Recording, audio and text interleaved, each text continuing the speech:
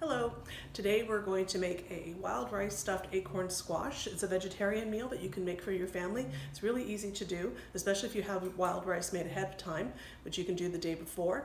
And it doesn't take long to put together at all. And it's got nice flavors with cranberry and orange, and all that's put in an acorn squash and baked together, and I hope you like it.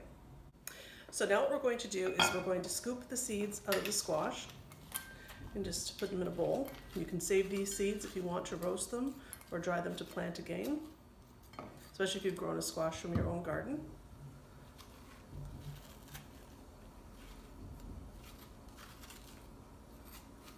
And now we have a nice cavity that we can fill with our wild rice later.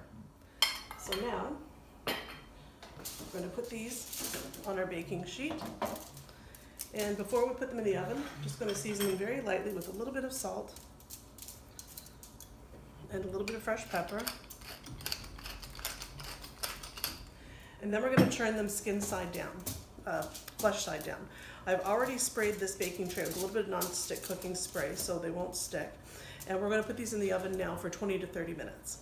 After the squash is cooked for 30 minutes, we're going to brush it with a mixture of olive oil and maple syrup. So what I have here, I'm going to measure out 2 tablespoons of olive oil and 1 tablespoon of maple syrup. Then after the squash is halfway finished, we're going to flip them over so the cavity is facing up. We're going to brush the maple syrup and olive oil mixture over, and then we're going to bake it until it's completely tender. So while our squash is baking, we're going to move on to the wild rice stuffing. I have cooked earlier in the day 1 cup of wild rice, and that gave us about 4 1/4 cups of finished rice. This is going to be the base for our stuffing. We're going to add to that some dried cranberries and some green onions that have been chopped.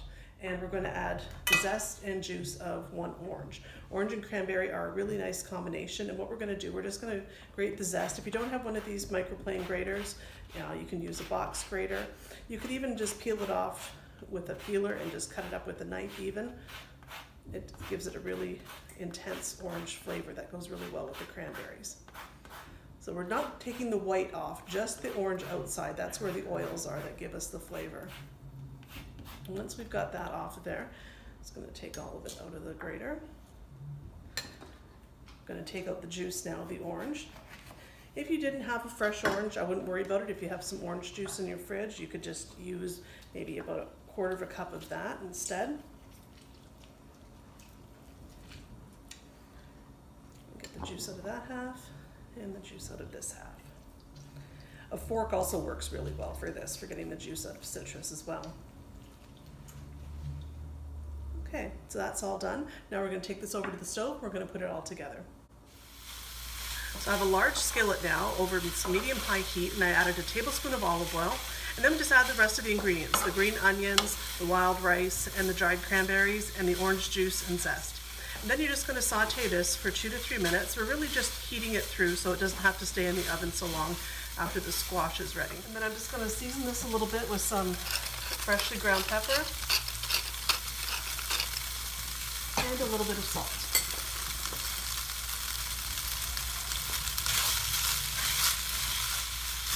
And then we can keep this warm until our squash is finished roasting. Okay, these have been in the oven now for 20 minutes. I'm just going to flip them over using some tongs. They're very, very hot on the inside. And now I'm going to take the mixture that I made earlier, the olive oil and the maple syrup. I'm just going to give that a stir. I'm just going to brush it on each half of the squash.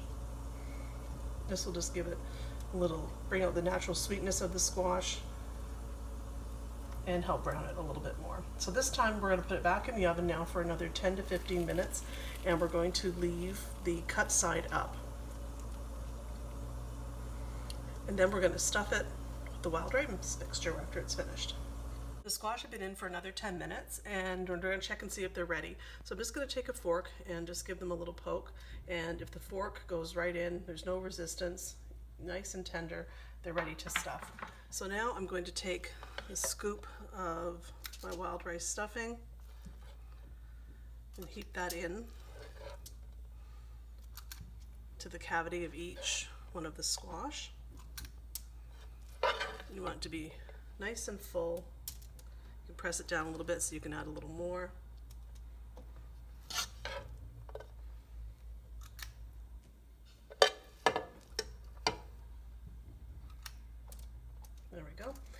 And if you have a little bit left over, you can serve it on the side, or you can have it the next day for leftovers. Or you could stuff another squash and have enough for 6 servings. Then I'm just going to take a few pumpkin seeds and sprinkle those over the top.